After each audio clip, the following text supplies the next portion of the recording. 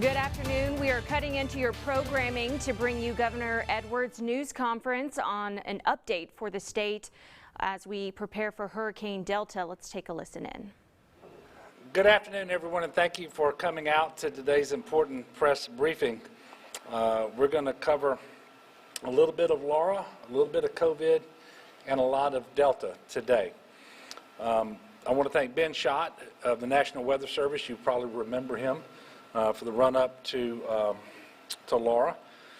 Earlier today, I declared a state of emergency in advance of Hurricane Delta's arrival. Since yesterday, and this should be lost on no one, Delta has rapidly intensified, basically gone from a tropical storm strength to a Category 4 hurricane in about 16 to 20 hours. It approaches the Yucatan Peninsula as we speak. It is expected to remain a major hurricane when it enters the Gulf and when it makes landfall in Louisiana on Friday night or on Saturday morning.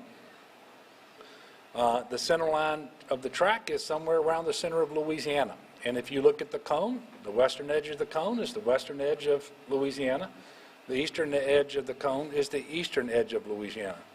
So I can tell you that the National Weather Service is very confident right now, 3.5 days in advance of landfall, that a hurricane is going to strike the state of Louisiana this week.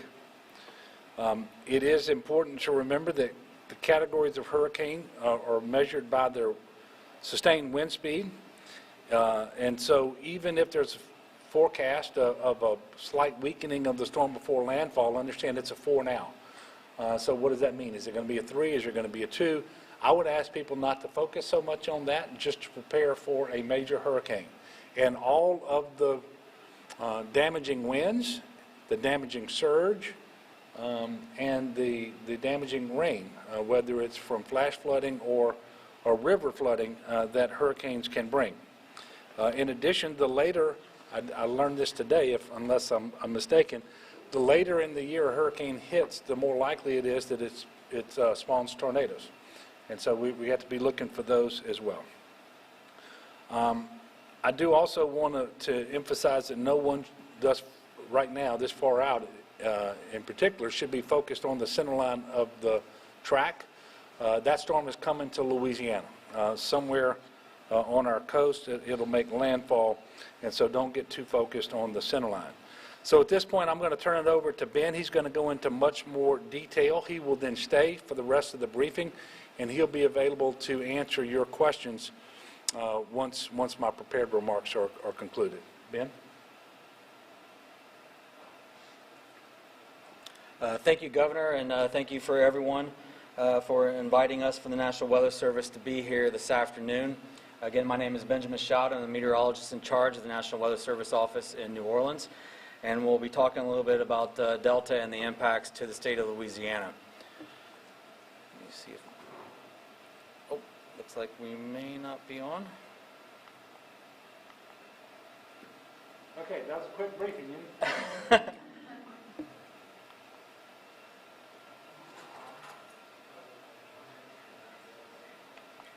Doesn't look like it. Oh, there we go. All right. And that's why we call in the National Guard when we need them, right there. Thank you, General.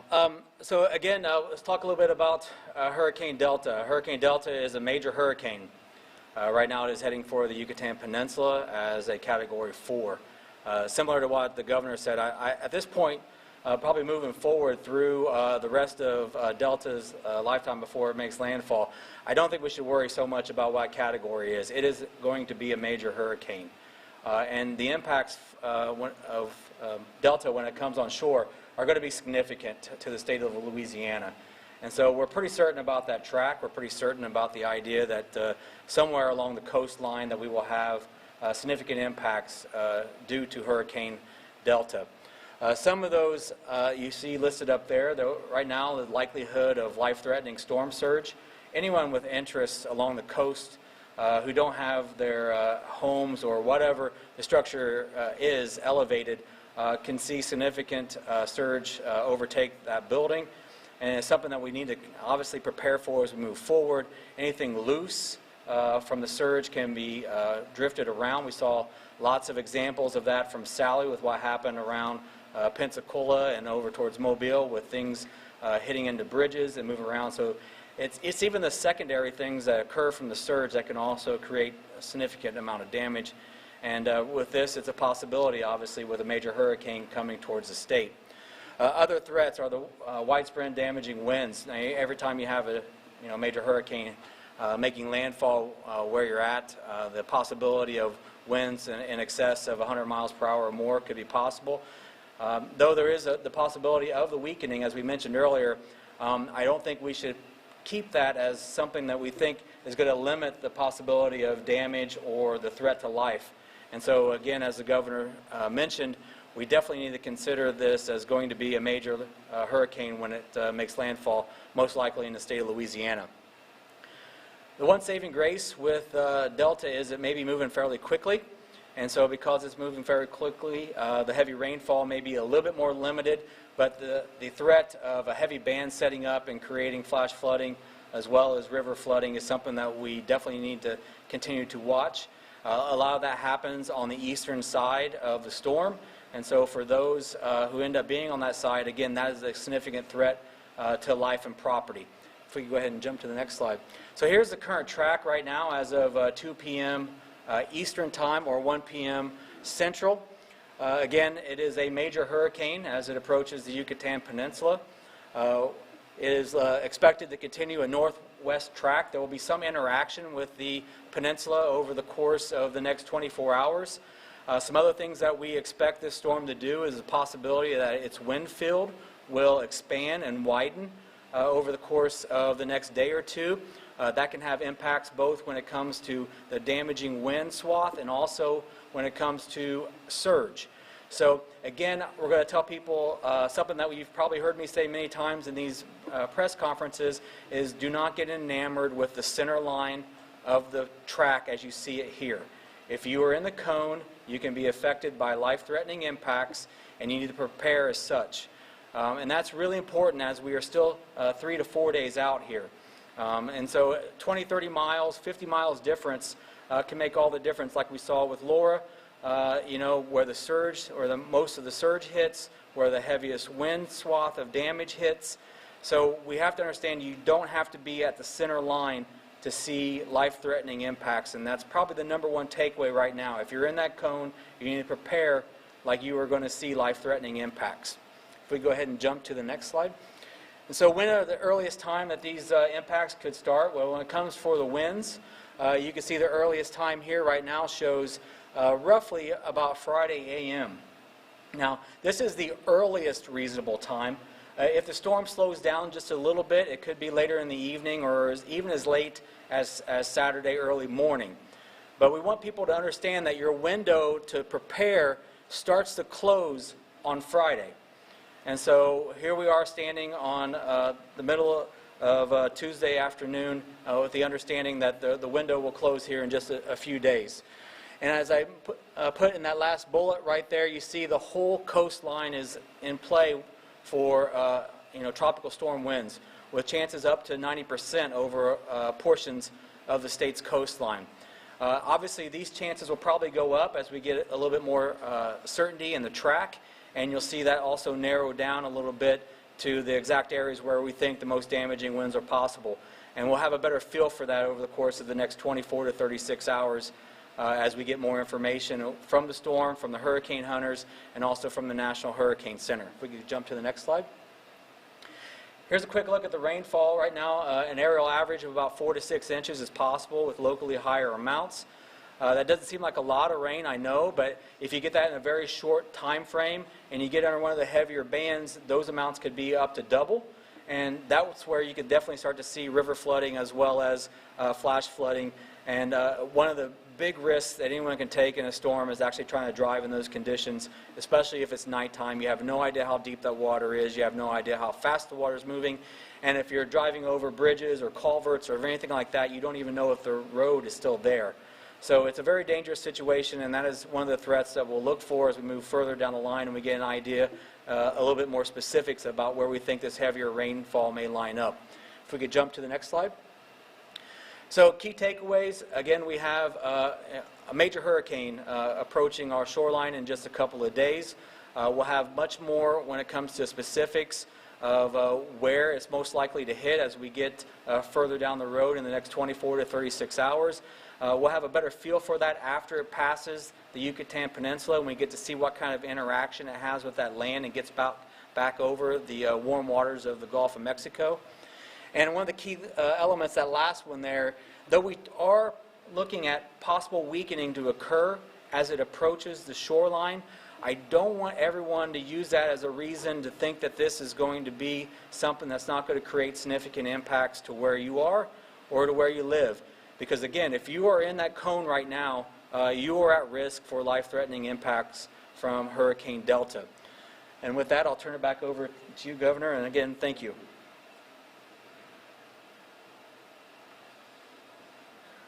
Thank you, Ben. As you can all plainly see, this is a very serious storm, a major hurricane, and as Ben mentioned, the one thing we sort of like about this particular storm is its forward speed, and we don't want that to slow down. The faster it gets in and out of the area, the less rain that falls, the shorter the period of time that the wind is whipping at our buildings and homes and so forth. And also, hopefully, the less surge. But all of those three things are going to be very significant. We did just complete a unified command group meeting at GOSEP. I can tell you that our state agencies and our federal partners and our local partners are all preparing for Delta's impacts on Louisiana. And much of the work that has been done with the several storms that have come our way already remains in place in terms of sandbags and super sacks and other work that's been done. But it's a never-ending mission to move generators and pumps and to respond with additional sandbags and super sacks, and all that's ongoing as we speak. For example, CPRA is working with the town of Grand Isle to install 350 super sacks to protect critical areas on the Gulf side of the island that were impacted during Tropical Storm Beta. The National Guard is assisting with the installation of those super sacks. That mission will begin this evening. Grand Isle has also requested 11 pumps and 5 generators. We're working now to fulfill those requests. They are also working on Grand Isle to shore up the levee on the north side or the bay side of the island. The CPRA and the Terrebonne Levee District are proceeding with an operation to sink a barge near the location of the Grand Bayou Floodgate construction site. Currently, that site is being prepped for this operation. Terrebonne is working 24 hours a day to lift a levee reach between Pointe-aux-Chenes and Montague. Their goal is to reach a minimum elevation of 11 feet and lower the large east. This is outside the Morganza to the Gulf system. They're currently staging a large sandbagging operation to increase the elevation of lower portions of this levee, which are under construction to get it up to 11 to 12 feet. The St. Mary Levee District has also initiated an emergency contract to close the gap on the south side of the Gulf Intercoastal Waterway around Bayou Sally under the Highway 317 bridge. The CPRA is providing predictive storm surge modeling to all levee authorities and coastal parishes to help them make the best possible and timely decisions with respect to preparations for this hurricane. They're also monitoring all 689 gates across the coastal zone, 188 of which are closed as of this morning. As decisions are made over the next day or two on evacuations, we will keep you updated. Obviously, it goes without saying that those areas outside the protected areas down in coastal Louisiana are most at risk. But we encourage everyone to be weather aware, pay attention to the weather forecasts, go to the National Weather Service website, and also make sure that you follow the directions of your local elected officials. We know that there are a few parishes already discussing voluntary and mandatory evacuations of low-lying areas, and again, those announcements will come over the next day or so.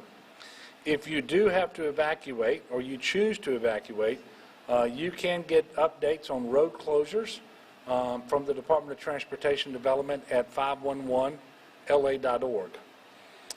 As of this morning, and we're getting back to a COVID briefing now, but it interplays, I'm sorry, this is a Laura briefing, but COVID is implicated, as is Tropical Storm, Hurricane Delta.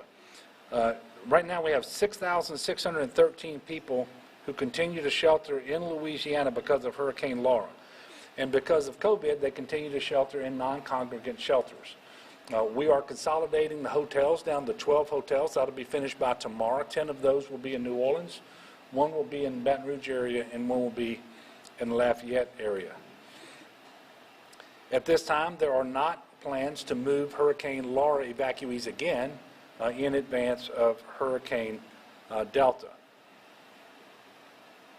In light of the current forecast for the storm, it does look like we will need to pause COVID testing on Friday and Saturday in the New Orleans and Greater Baton Rouge areas, but we will have more information about exactly where this testing will be paused tomorrow and on Thursday.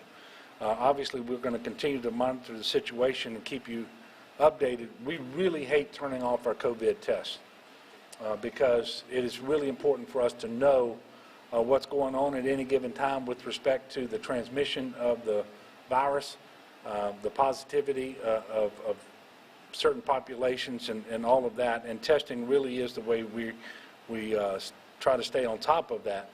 So we will not turn off any more testing than is necessary, and we will make sure that we resume testing as soon as we possibly can. While we're talking about COVID, I'll go over the numbers that we released for today.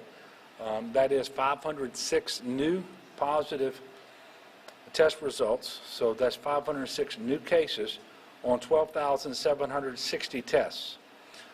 Unfortunately, we're also reporting 6 new deaths today. Currently, we have 567 COVID patients in our hospitals. That number is up by 49 over the last 2 days. It was up 29 yesterday and 20 today. Now, as I always say, a couple days doesn't necessarily make a trend, but we're keeping an eye on those hospitalization numbers because those are ground truth numbers.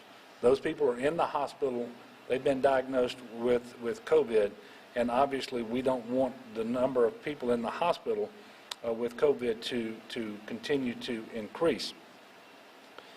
As you are aware, my current Phase 3 order expires on Friday. We're going to have an update for you on Thursday about the order that will replace it. And, of course, on Thursday, we'll be giving you a lot of information, I suspect, as it relates to COVID, to Laura, and then principally on Hurricane Delta. And as we said during Laura, and it bears repeating because it's incredibly important, we're going to be preparing for and responding to Hurricane Delta during a COVID public health emergency.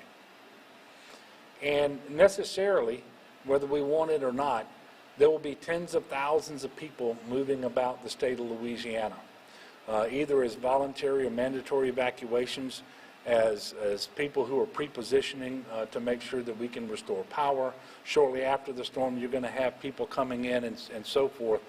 It is really important that we do everything we can to follow all of the mitigation measures that are in place to slow the transmission of this virus and to reduce our cases and hospitalizations and obviously our deaths. I am very, very appreciative of all the people in Louisiana, and by the way, of all the people who came into our state in order to help us respond to Hurricane Laura, because we have not seen, as of yet, a surge in cases or in positivity. And so that means the mitigation measures do work. And it's really important that we continue to wear our mask or other face covering, especially when we are in the presence of people who are not part of our immediate household. It's also important to maintain 6 feet of distancing with people who are not part of your immediate household.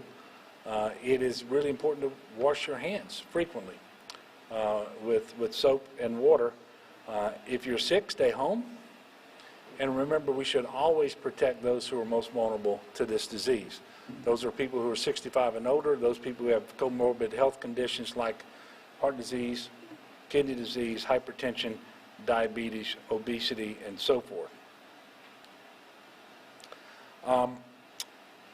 It is not too late, and in fact, we've been given a rare gift here because this forecast is telling us several days in advance that we can expect to be hit by a hurricane. The gift is the forewarning. So I'm encouraging everybody to use the time you have available to you between now and when it's too dangerous to continue to prepare or to evacuate, to get yourself, your family, in the best possible position for this storm. If you haven't yet done so, go to getagameplan.org. Remember, you should plan as if the first 72 hours are on you and that you should not anticipate receiving assistance within those 72 hours. Obviously, and you can see from the team that we continue to have assembled here, whether it's State Police, National Guard, Fire Marshal's Office, Wildlife and Fisheries, you name it, we're going to get to you just as soon as we possibly can. But when you prepare, you should have all of the supplies and all the things in mind that you will learn about if you go to getagameplan.org. And preparing for a storm in a COVID environment is unlike preparing for a hurricane in other years. So just because you've done this in the past doesn't mean that you're properly situated and prepared for this particular storm. If you'd like to subscribe to updates from my office, please text Hurricane Delta to 67283. Hurricane Delta to 67283. And Hurricane Delta is one word. Look, I know that another hurricane, another challenge, another disaster, another emergency is the last thing any one of us wanted to face this season. This season has been relentless, and in fact, since early March, it just seems like one thing after another. But the fact of the matter is, we don't get to pick and choose. This is the hand that we've been dealt. What we get to decide is how we play our hand, and we have to start playing it right now. And I want you to know we have a tremendous team of dedicated public servants who are going to be working around the clock to make sure that people are as protected and cared for as possible. We just need you to do your part. So prepare for the worst, pray for the best. I do encourage everybody to pray for our state. Our next press conference is scheduled for tomorrow at 3:30 p.m. And that will follow another UCG meeting that I will have tomorrow. I do anticipate that before our meeting tomorrow, I will have submitted a pre-landfall declaration request to the President. And I will certainly update you on that tomorrow at the press conference. So with that, I will pause and take questions for just a moment. Yes, sir. Greg? Governor, if there does need to be significant evacuations, what is your plan to house? All right, well, as you just saw there, the very latest on Delta, kind of getting updated with the latest information from the governor. Well, here's what we got going on. Just want to show you what's currently happening with Delta as we speak. A Category 4 system right now. Again, it's still a little bit compact. It means small. Right now, hurricane force winds only extend about 25 miles from the center. That doesn't seem like much, but it is expected to grow a much larger wind field as it moves into the Gulf of Mexico. Right now, it's targeting somewhere just around Cozumel and Cancun, which is at the very tip of the Yucatan Peninsula right here. Could still be a Category 4 storm as it makes landfall probably later on tonight, heading into early tomorrow. But as you see here, this is the key. The winds are at 140 miles per hour, heading west-northwest at 16 miles per hour. And again, it's now about 260 miles east-southeast of Cozumel, Mexico. So as you see, we've had a lot of organization, rapid intensification. When we left you yesterday, it was only a Category 1. Well, now it's a Category 4. That's a big jump in really just a matter of hours. Now, when you look at the big picture here, you can see the cone. It's pretty concise here. Again, the key for us, I think, going long range, we need to see what happens as it moves across the Yucatan Peninsula. That land interaction and maybe even some interaction from Gamma. I'm hoping that we get a little bit of cooler water out there. You see how it kind of weakens a little bit to a Category 3 out there. But then I think as it moves into the Gulf of Mexico, warm waters out there, and this thing is going to start to balloon up again. And I mean, by ballooning up, I mean larger in size and also intensifying back to a Category 4 storm out there. Now, eventually, as you see here, Category 3 and starting to veer back towards the northeast. Again, steering winds will eventually take this system back towards the state of Louisiana.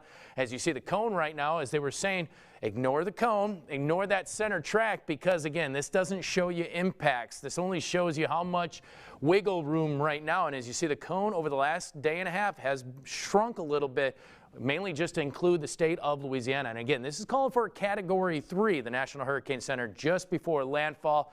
I do believe that we're going to run into some wind shears, some dry air ahead of this system, and even some cooler waters out there, and that will hopefully kind of weaken this system as it drives through the area a little bit. Still Category 1, and you see that's exactly where we sit. Here's the Mississippi River, could be moving across this, and unfortunately, if this is the current path, if it doesn't move at all, well, then we get the stronger winds right on this side. That's talking Livingston, Ascension, East and West Feliciana, everything down towards Assumption and all the way to St. Mary Parish. You can see a pretty sizable storm surge here.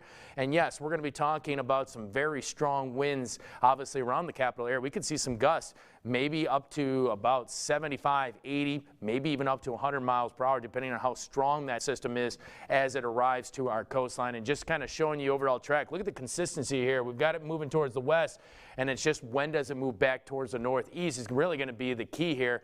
All these tropical models are showing right on top of us at this point. Not a lot of wiggle room. Again, there still is the chance that it can move a few miles west here, a few miles back towards the east in the long term, but it does look like we're going to see some impacts here in Louisiana, obviously. You can see the European model goes a little bit further west, closer towards Lake Charles, but still the stronger winds sitting around Acadiana and even closer to us. Again, that may be far enough away that we may see just minimal impacts, and then it drives through the area. Should be a quick mover, and I think that's going to be the key in the long term. It's not going to dump the rain that we, again, not those astronomical amounts. We're not talking 25 plus, but we are talking maybe 6 to 10 inches in some places. Again, it just depends on where those feeder bands kind of set up. And as you see here, obviously, this model, the American model, the GFS, goes a little bit closer to the capital area, driving that water inland around Vermilion Bay and St. Mary Parish, and then driving up. So we're talking around the Morgan City area,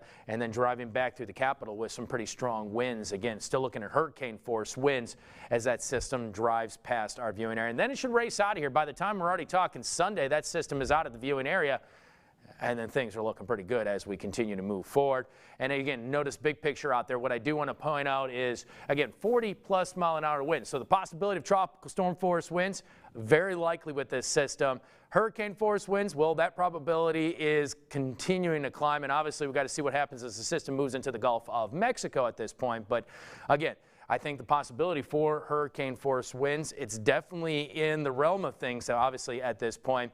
So again, just be aware of that. And as you see big picture, again, we've got a lot of dry air out west, but I don't think that's really going to matter. This is just a remnant low, so gamma minimal impacts now with this system as it continues to move forward. And it's small enough right now that, again, that dry air from the other side of the system, from the eastern side, not really going to play a role at this point. So when you kind of look at the picture out here, 2 to 3, 3 to 4, 4 to 5, I think these numbers are going to start to jump a little bit as we get closer to the system making its arrival.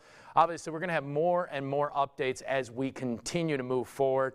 We're also going to have another update at 4 o'clock. So we should have the new information coming out from the National Hurricane Center. So again, it's the latest advisory, and see if there's any adjustments to the track or intensity of the system as it looks to make its way towards our area. But otherwise, make sure you tune in. We'll obviously be doing that stream on BeOurProud.com, so you can do that or download our free app or tune in tonight at 5 o'clock for the very latest information. Thanks for joining us.